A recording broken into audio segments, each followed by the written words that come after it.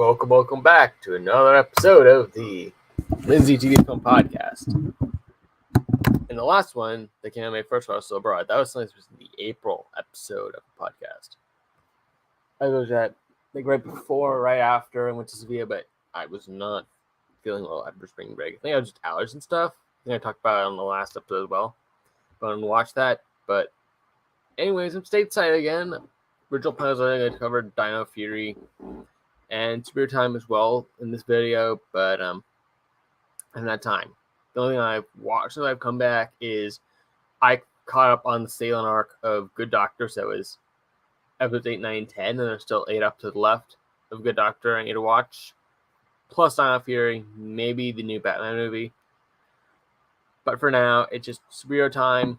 But first, we're talking about some of the films I watched on the plane back from Madrid, which was only 2. I was watching a third, but it was kind of close to time, so it was like screw it. Maybe try and get some more sleep, and I don't know.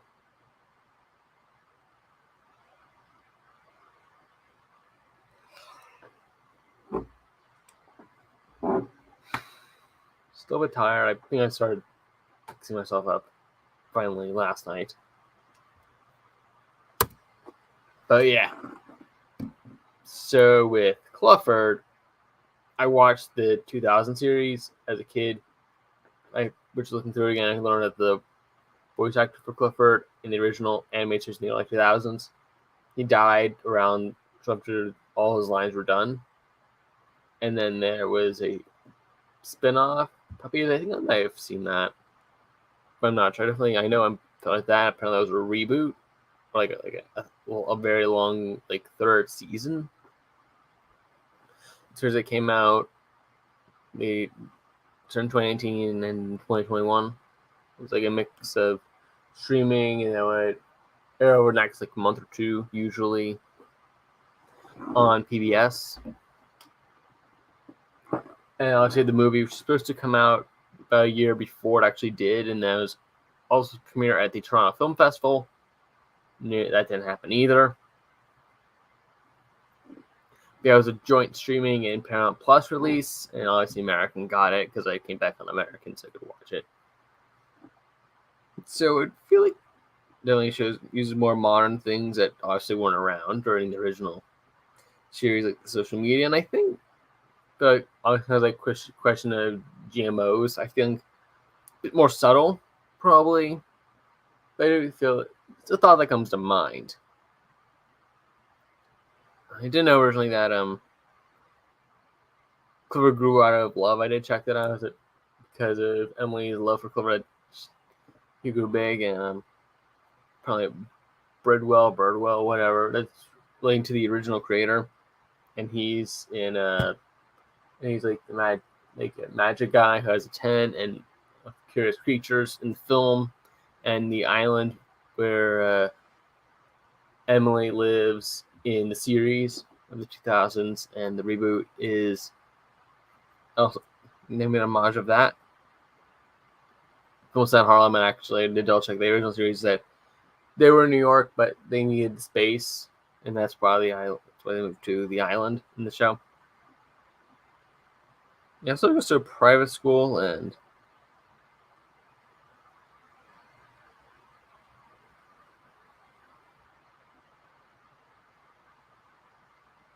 she gets bullied a bit, but she has one friend named Owen. Still some decent, Harlem's known for its diversity, especially the black community. I remember sort of the main folk there. I think it was mostly the 60s, I believe, if I'm not mistaken.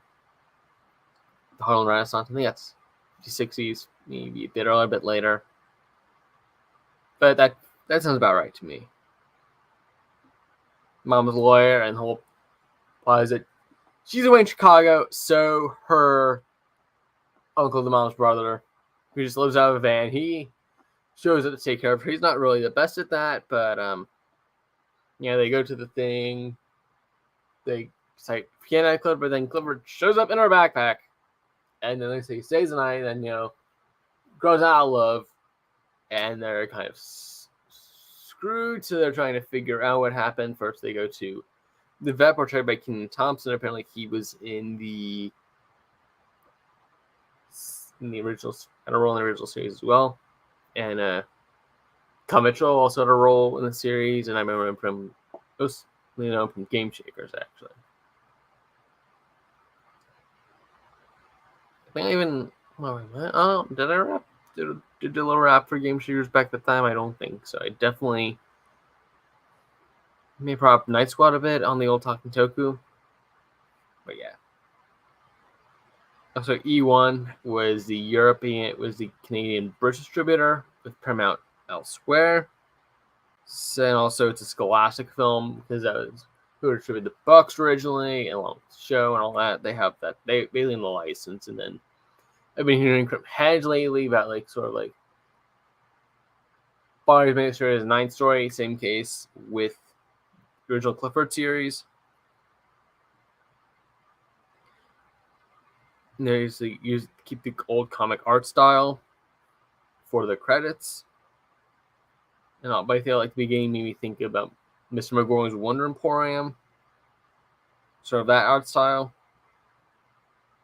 Feels like Owen's growing into a friend of the course and not having been pretty stylish, and Owen, has a very wealthy father and he tries to help out, but the GMO guy, the bad guy, he tries to claim that Clifford is one of his experiments that escaped. But yeah, it all works out.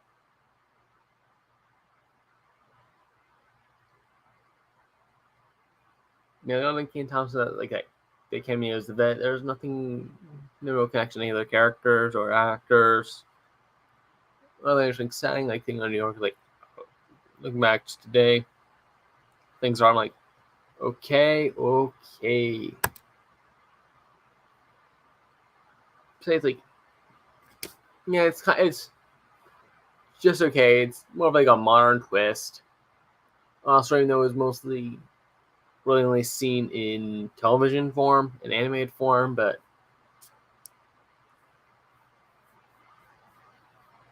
sure might date itself a little bit someday, but I don't know. I also did read there was a sequel in the works, but who knows anymore about that. On to James Bond. I remember watching Skyfall with my parents in the theater when it first came out. Apparently, Spectre came out. I'm not sure if I watched Spectre. I don't think I have because I was just a little confused. The only thing I remember was Jude Lynch's character getting killed off, and the tech guy, I believe he became M, but then he was dropped back down to Q. In this film, there was another older guy in head now, and Bond's retired, and there's a black woman coming in as a replacement. Kind of made me think about Doctor Who, where we had Jodie, but in the latter part of Jodie's tenure, that it was an African woman who played a much older version of the Doctor prior to the original Doctor from the show, but that was also 50s, 60s. It might have been a bit later because there were only 2 black and white Doctors, but hard to live probably that lasted quite a long time. I haven't checked that actually, or at least in a while. But there are some connections with both British characters regenerate and shows over time, but so it kind of begins on Madeline's childhood and how her mom gets killed by a mysterious intruder, and then instead of intruder killing her when she jumps into the lake, he feels a little pity and decides to save her life, and that's Madeline. She becomes the love interest of Bond in the film, who's retired again. There's new 007 who shows up, but I'll get back into the mix with some old buddies, but one of them is a mole, and he kills the other guy, and so more so Bond's avenging their deaths. Death and betrayal. Sort of kind of it was only when I was trying to prevent structured material from getting out there, that kind of deal. Most of Madeline kind of gives me vibes of Last Crusade, because she's a Russian and kind of think he's also both female roles are both Last Crusade are both blondes. I don't know if I've watched Crusade getting to end. I've only seen Last Crusade once, but I played it once or twice in Lego Indiana Jones 2, so I kind of know how it goes. It's like I totally rewatch the Indiana Jones films before the new film comes out. I think it's later this year, next year. I can check.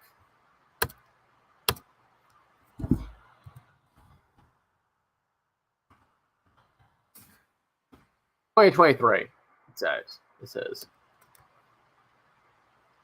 Currently say June 30th.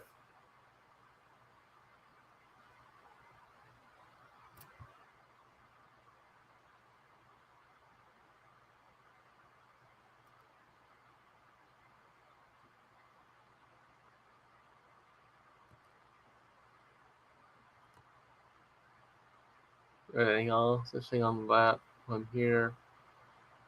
Okay, while I read she was in Fleabag and Killing Eve. I do want to go into Killing Eve. I've ever seen the pilot. That was a good pilot. Oh, and Tony Banderas as well.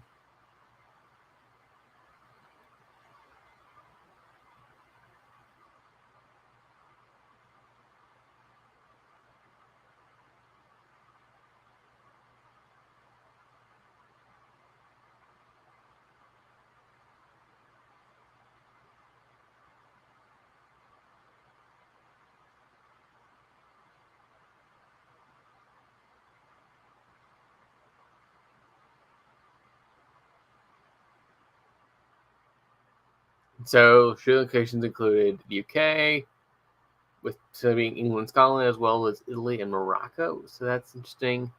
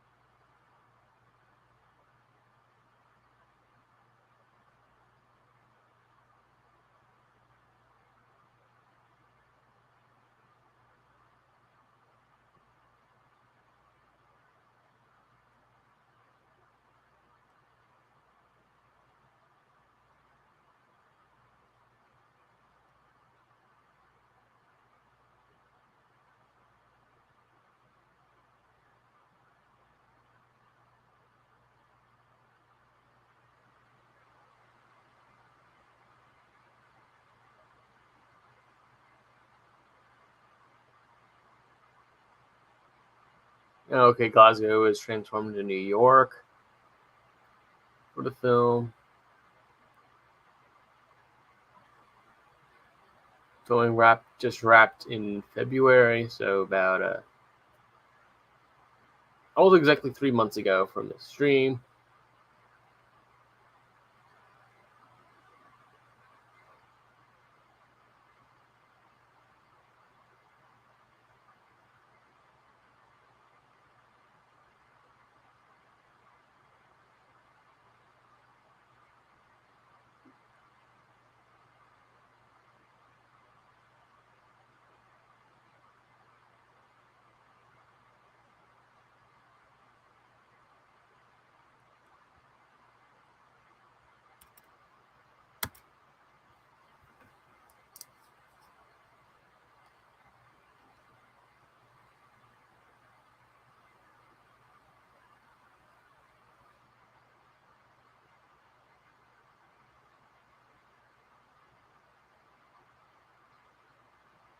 Novels in the series as well. Including the Philosopher's Stone, interesting. You have both Alan rival hands on that, but they didn't expect to go off in that direction. But also another reference to another Spielberg Lucasfilm was kind of the ending. I originally thought they were going to do something kind of like the Death Star Killer base, which is kind of interesting because Daniel Craig, who was James Bond, or has been for the longest time, was kind of as a stormtrooper in The Force Awakens, so kind of think of that in a way, but doesn't quite go exactly that way. Once I would think about it. And also, another funny thing was that the bad guy who actually saved Madeline's life earlier on, because his dad was killed by Madeline's dad, and so he wanted revenge for that. He kind of looks like a young Snoke that's still handsome. Specifically, he looks like Taylor Bybee of Coder Studios.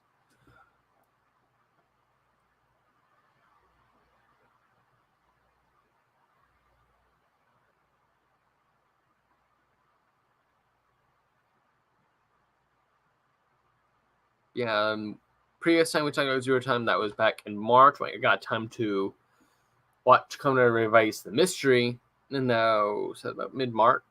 So we've been off on that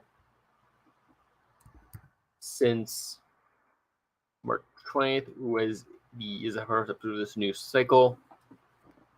So Alteca was still around in March.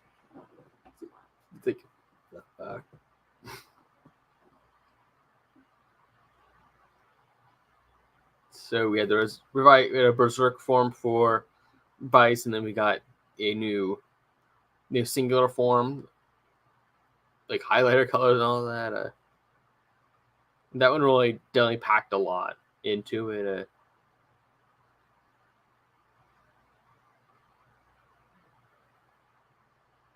And there was a lamp thief in Dunn Brothers, and it's like, oh, the female general likes him. He leads him anyway. Because we talk about how the Seabrans work. When they feed the monster, basically deletes the person from existence of all. It's like kind of the thing of like Julian fans where like they're just nowhere. They just cease to exist anywhere in the multiverse. I'm sure obviously other universes are surviving, but yeah. And that March 20th was the first time the 5 Dunmers appeared together, although they still don't know that Black is Enu brother yet.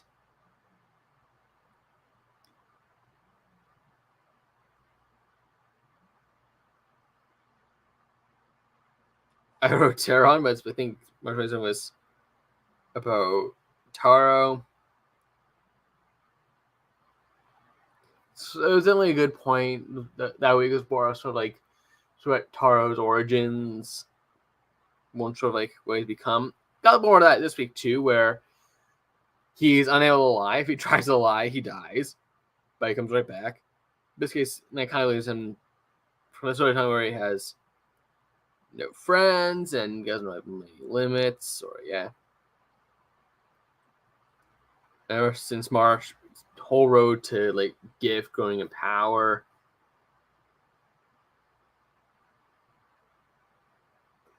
And obviously the director Akeshi, this whole thing is like focused on his relationship with Daiji, and Daiji kind of feels there's no choice but to keep Phoenix in hopes of setting things right, although the Dragon's on a moral beating, so there's basically no way to set things right. Phoenix was basically built to serve his own purposes. Saga officially joined Weekend at that time.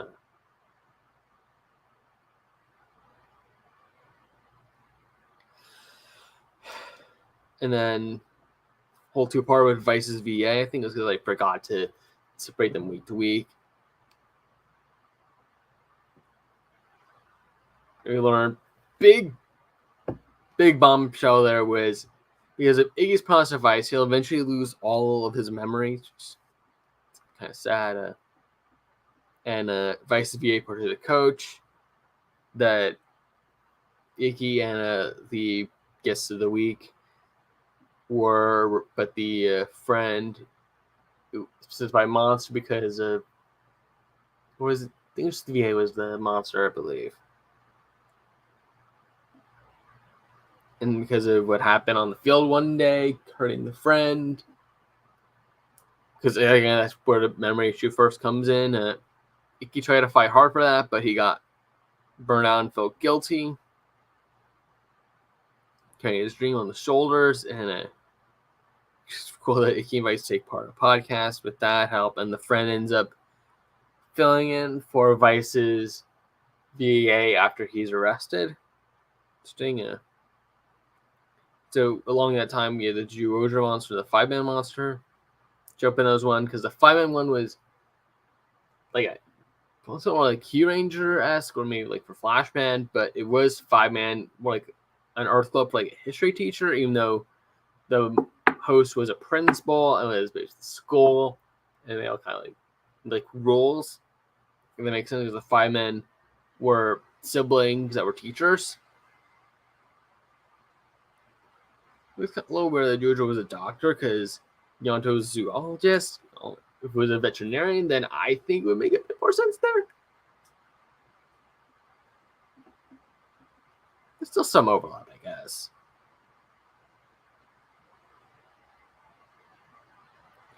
Yes, in this episode, the only time I noticed where Jones really intended to exceed monster generation.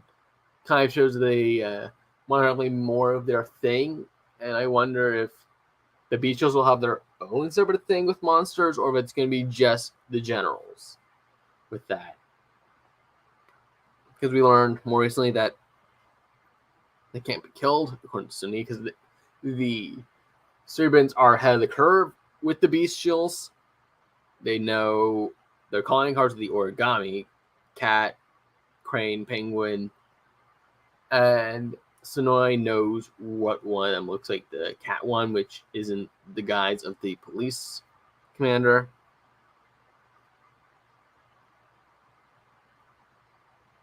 And Kaito is the admin, so he controls who he saves and who goes with the point system. And there was one episode where Oni's sister, she racks up enough points and does leave and try to get her life back, but then she meets her replacement who's trying to protect her from a manga artist consuming monster based off Gokaiger. And then she learns that her replacement was a photographer and just isn't really doing well the role, so she tries to reverse things get reversed, and she's back to the bottom.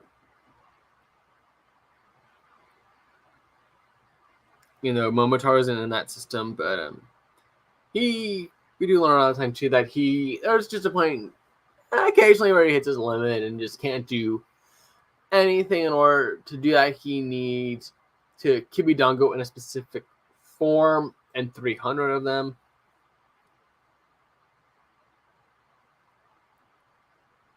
Going in more recently is that Aguilera finally decides to end her position if Sama is kind of like in position with the director and all that. So, but she wants it to be done on Sakuru's terms, and they start really clicking well together, and like kind of works with the whole weakness thing that Love Cow represents. And since Kara can't accept her weakness and her feelings toward Aguilera as Aguilera does towards Sakura, Lovekov goes all on the fritz and doesn't want to talk to anybody, even though Vice hacks into Sakura's head to try and talk to Lovekov. She just like, nope. And just listens to her loud music. That was very cute. There was one time where Sonoy and Tara actually worked together to save people from a burning building. That was a good point to better understand how each other's motives, and that is backed by sort of how things work with our monster stuff. But it's like even sometimes when the Rangers defeat a monster, sometimes the gear just falls like it does, and other times is the Megazord fight. I think some of that is. I think a bit of that might be newer versus older.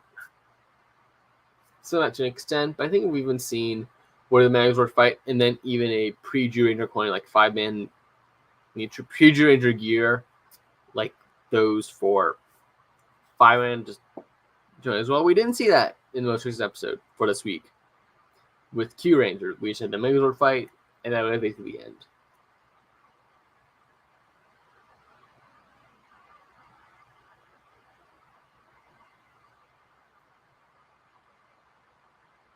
And there was one where fucking Pink gets some more improved focus, and the artist who attacks Miho. And then we learn that Miho is probably just the crane, because it's like Tsubasa's love, Natsumi, and maybe something the monster did that.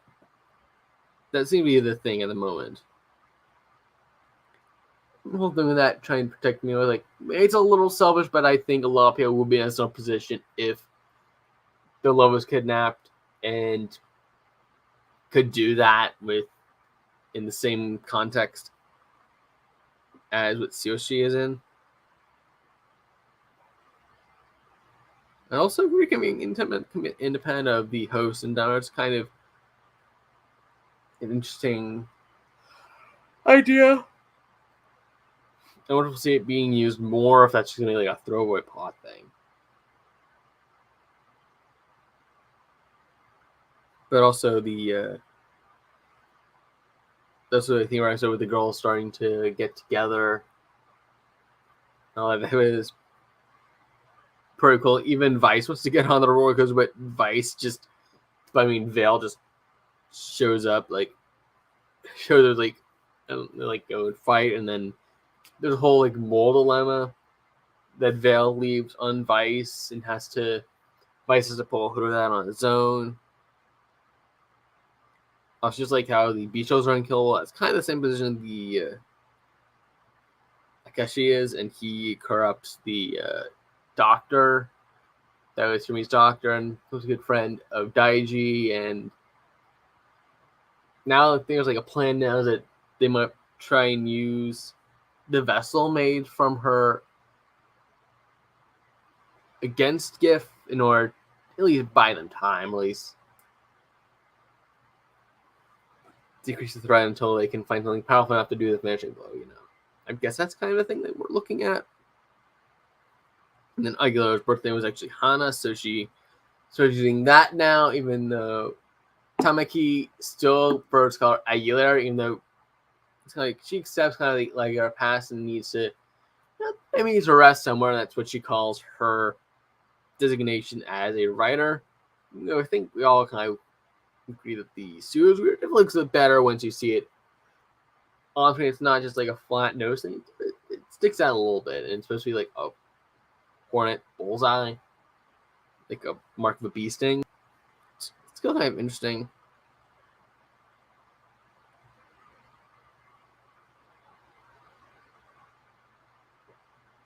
Now, Hikaru of Weekend, he gets to be over demons. Only seen that once already. I think he's going to transform again next week. I'm not sure. Or that might be the female writer's dual henshin. I don't know. Also, Tommy kind of wanted to be a writer, but Vale stole the Bullfly stamp in this week's episode, and that's how Aguilar became a writer. Why didn't Vale steal hers too? I think maybe it was a cooldown timer or something. Because he already has a lot of Vistamp data in him, so he's once he gets a lot in there, it takes a bit longer for things to boot up. Or maybe everyone's just shocked, so he's just following more the Japanese culture. Was I'm just gonna sit here and wait and see what happens, and then it's oh great, oh crap.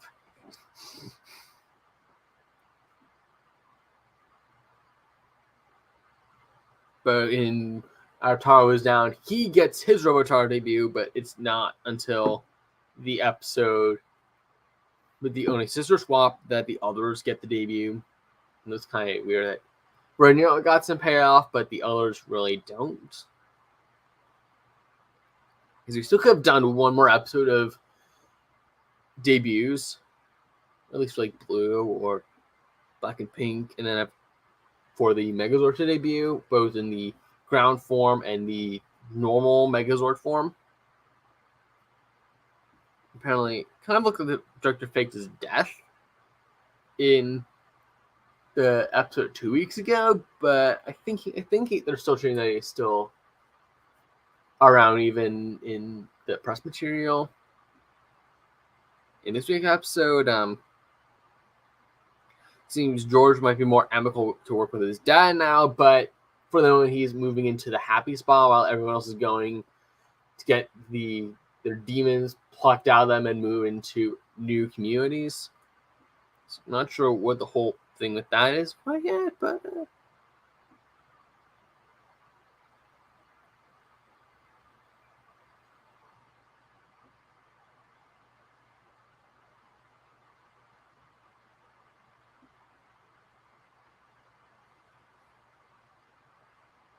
that's kind of it. I think we're getting nothing more the to the more dynamic there. I'm not sure about there's still 2 slots left in the current grid for Vice stamps. I think we know what they are at this point. Maybe the bowl and something else. But there's still probably a few more upgrade cards. Maybe Kagura might be coming back. Something like that. I'm not sure. Nothing. I didn't really think anything confirmed one way or another on that. But yeah, June 19th, I'll be in Avalon. Maybe try and do some theme park, try and do some of the boardwalk parks on there, but I don't drive. It would be nice to try and do more, Maybe it's like I'm not really a beach person. But I'm planning trying to get over next month, finish Good Doctor, and watch Star Fury, maybe the new Batman movie too, with Robert Pattinson. So I'm technically scheduling next stream for June 10th, same bat time, same bat channel. Certainly this year so far I've only missed February, but in February instead I did daily vlogging during Madrid R Week over on History and Leisure to complete season 1 of Beyond the Borough. And then technically May 1st, as I said, that was supposed to be April one, but I was a little under the weather. I forgot about it, and then I finally rescheduled it and did it May 1st. So this is the official May episode. That'll be the June episode.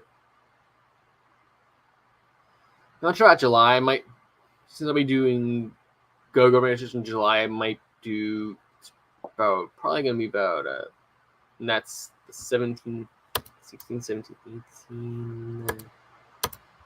Yeah, that's it. July 15, 16. So that probably be July 18 or 19. And then maybe a bit early. And then it'll probably be. And I might do kind of like. That might be like September 1st or 2nd. Where I do the August one for the Revice review. Possibly, maybe the 31st for the Revice review. Or maybe if I do a bit more, then yeah, maybe there might be one like earlier in August, and then I do one right before I move back to campus, and then it might be a little bit different for my final semester. Time will tell on how things go. So yeah, that's the end of this episode of the Lindsay TVFilm Podcast. So until next time, comment, like, subscribe, and strike the bell.